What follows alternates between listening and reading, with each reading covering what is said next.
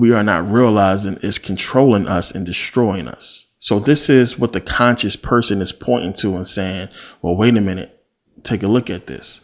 They give us this music, they give us these drugs, and then at the same time, they use their money to build these private prisons to lock us up for, being affected as a result of the effect of these drugs and this music. They have these private prisons that they're putting us into and using us, as basically slaves to work for corporations and create and, manufacture things that, they're not really getting no money off of. It's slavery. It's modern day slavery. These are the things that the conscious person points to that a lot of people don't want to look at because they don't understand, what's going on. But it's this sort of curtain that's just, it's this whole thing called I don't give a fuck that so many people is affected with. And it's just like we look past all that. It's like when you say stuff like that, to me, that should be it.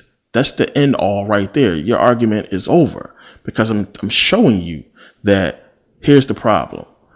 We was placed in a position of poverty, and it doesn't matter what race you are. When there is poverty, crime is inescapable. It's just that simple. Now you have music that is proven to control the state of a person, to control their mental state, their perception. It's being used to control a whole entire community, and it's causing that community to collapse. We can prove that. That's on record. So there is no more debating that it's black people's fault. It's our fault to a certain point when we have this information brought to our attention and we choose to ignore it because we delight in, things that's destroying us. We find entertainment in things that's destroying us. And it's our fault to that point. And we got to understand that it's people who are absolutely clueless of this information, who are not on YouTube, who don't watch the videos, who don't understand what's going on, and they are being affected by this, on a large scale. The problem is people tend to not take things seriously because they don't understand it. And this is the issue that we see. People don't understand how music can be harmful to the brain when it brings them so much happiness and joy. People don't understand how this stuff affects us because they don't know the effects that it has on the brain. They just can't fathom it. It's like you can't laugh and joke over Eddie Murphy Raw with a person if they ain't see the movie. If they ain't see the movie, they don't know what you're talking about. You could be laughing and joking and talking about parts and scenes, but if they never seen it, they can't relate to what you're talking about. So you have to explain this stuff to people so they can understand, what we're talking about. And some things is just so, so far fetched to people that they can't, calculate it. They can't understand, how something can be harmful. And, people can't understand how cheese can be harmful, how pork can be harmful, how certain foods can be harmful because, it's sold publicly. And people have a mindset of, well, why would they sell it if it's harmful? Until you start breaking it down and explaining to people that there's more to it. There's something wrong. So in music, you have the pitch, you have rhythm, you have the meter, you have the timbre or timbre. All these things are controlled by different areas of the brain that affects your mood and your emotion. So these areas are the hippocampus. You have the prefrontal cortex. You have the parietal lobe. The hippocampus is basically a structure of your limbic system that is responsible for like your spatial orientation, the way you move, the way you walk, and everything like that. Your parietal lobe as well controls these things. So when people get drunk, liquor, alcohol affects the hippocampus, the parietal lobe. This is why when people get drunk, they can't walk. That movement is altered in the brain. People pass out and stuff like that. Also when these areas are affected, it can trigger emotional responses. This is why also when people get drunk, they tend to cuss you out and start, speaking the truth. Now with the prefrontal cortex, it controls your outbursts, your emotional outbursts. Your prefrontal cortex is basically, it gives you the ability to make judgment calls on things that is considered to be, inappropriate and appropriate. So it allows you to make that differentiation between the two, to distinguish between either flipping out on somebody or just calming down. This is what you feel when you ready to snap on somebody and you don't. And when you hold it back, when you actually don't do it, when you know you want to punch this person in the mouth, but you don't, that emotion that you feel that's holding you back is your prefrontal cortex. And when you are high or when you are drunk, you don't have complete control of that, which is why a lot of fights break out. Music, people don't understand that music controls so much that we do. It controls your hormones. And we have basically the cuddle gene, they call it, the oxytocin. Music stimulates, it releases oxytocin, which they call the cuddle hormone or the bonding hormone. This gives people an attachment to whoever's singing the song. If you look at with parents and newborns, when they sing to their children, it's a hormone that's basically being released in that child called oxytocin, that it creates a bonding experience between the mother and the child. And we already know that music releases dopamine, which is a neurotransmitter. It's your pleasure center. It releases pleasure, what your brain conceives to be pleasurable to you. This is why some people, when they listen to music by themselves, they'll rewind a verse over and over. They'll listen to a song over and over, or a certain part of the music that really stimulates them because they're getting pleasure from it. Dopamine is being kicked in and they get pleasure from the certain way that a person said something in a song or certain tones, and it affects the pleasure center. And you'll have a person, listen to the same song over and over again, the same verses over and over again, not understanding that it's pleasure to them. This is all, kind of distorted by your sense of what's right and what's wrong, what's acceptable, what's weird and what's not. So we're talking about a whole lot of brain activity going on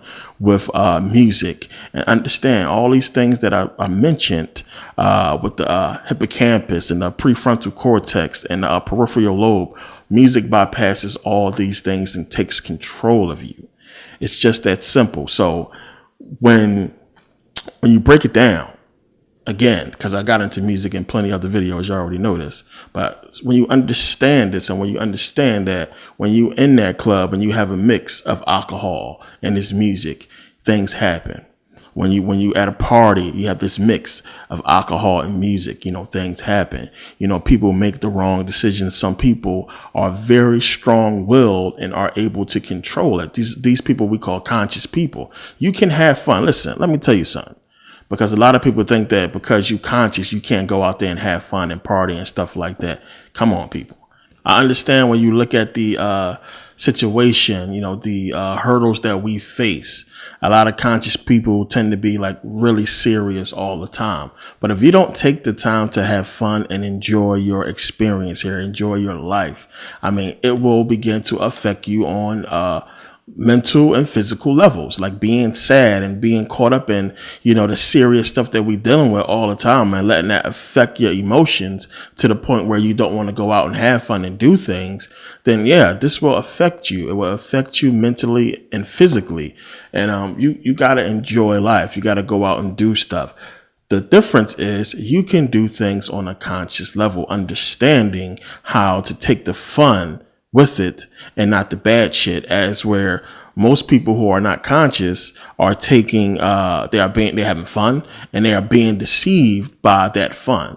They are being deceived by the hidden things that these things like clubs and, shows and everything are designed to, afflict on you, the problems, the issues with going to the club and everything like that. You can avoid all this stuff when you are a conscious person because, I'm there to have a good time, to be with friends and to enjoy myself, not to really necessarily deal with the message attached to the music, to deal with the whole stigma that goes with being at a club and being a person who's supposed to be there looking for something that is not, good.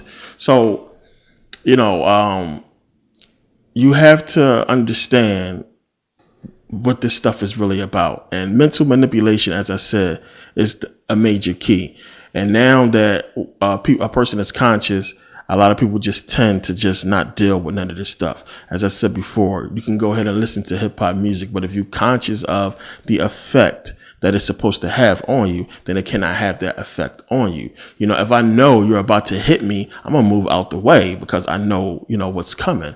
And the problem is these people who are not conscious can't move out the way, and they are being continuously hit and bombarded with so many emotions that's controlling their actions and the way they live their life and the way they do things. So again, when we get into this argument that's going on between the conscious community, people who don't understand what's going on, these races and these white people, just paying attention to what I just said and everything I mentioned about how music affects the brain.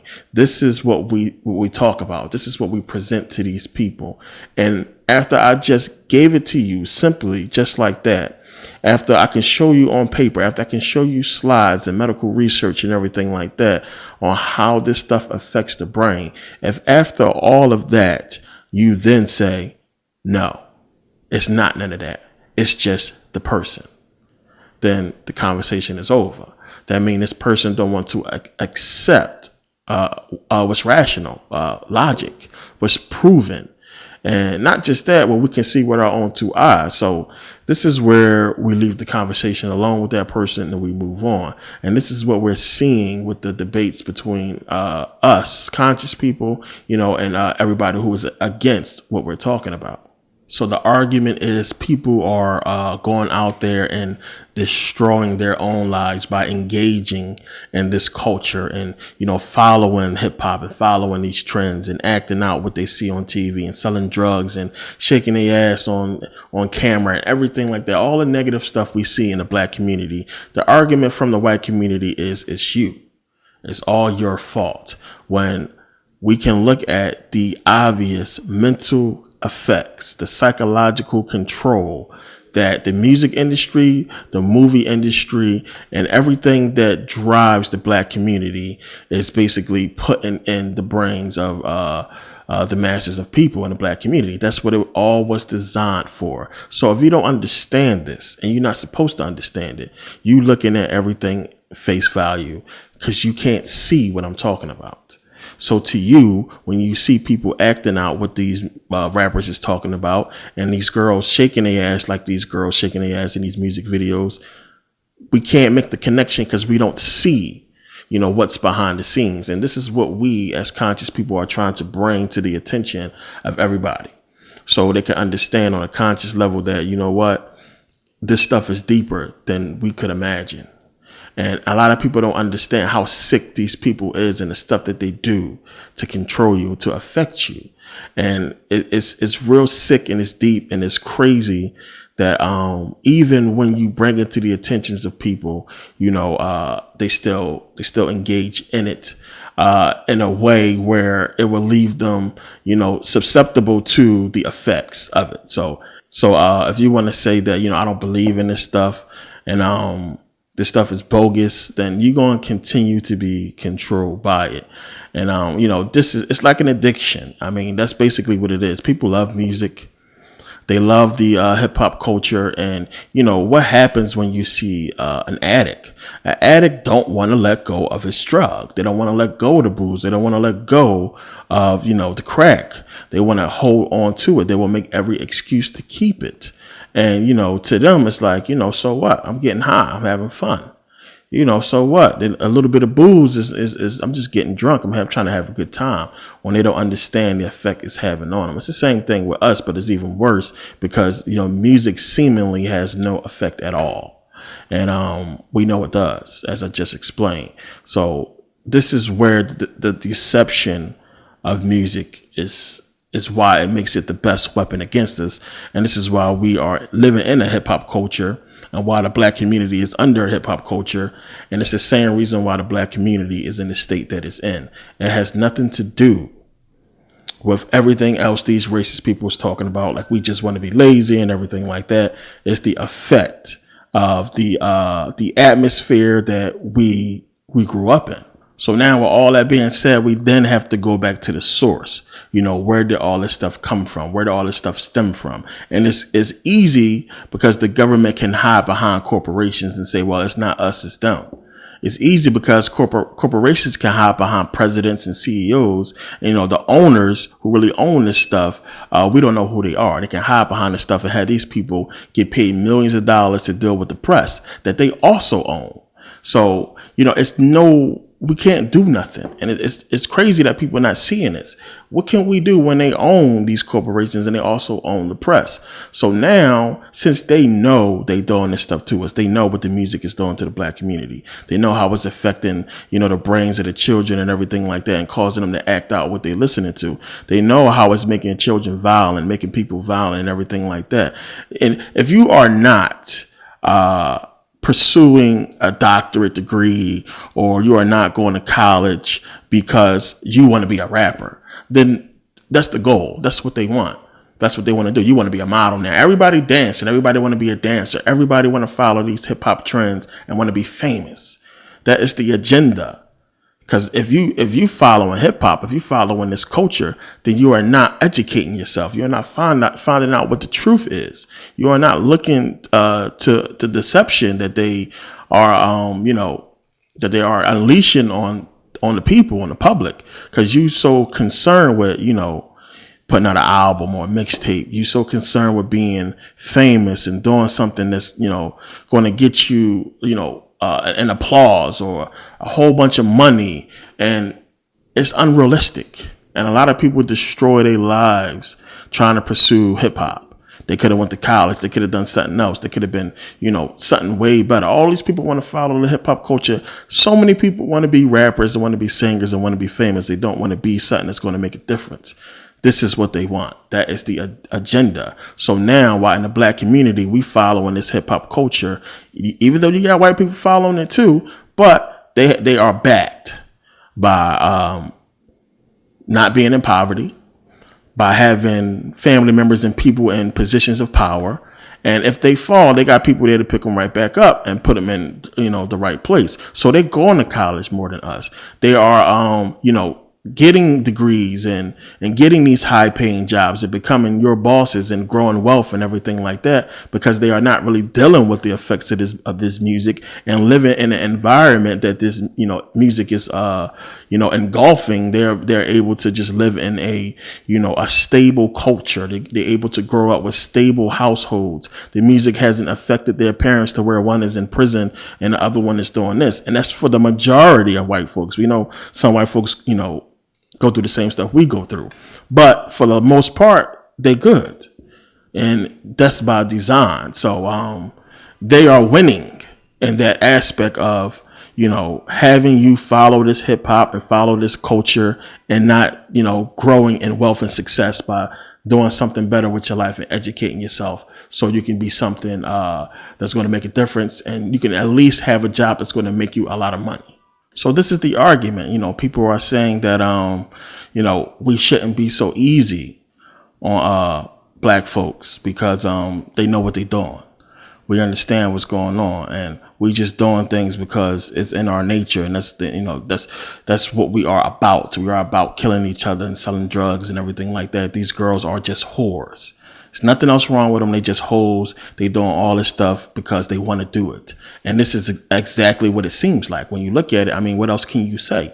Looking at it and keeping it real, as we say, we keeping it real. You doing this stuff because you want to do it. You know it's wrong, but you do it anyway. What is that? When we say a person did something that's out of the ordinary, we say what? They crazy.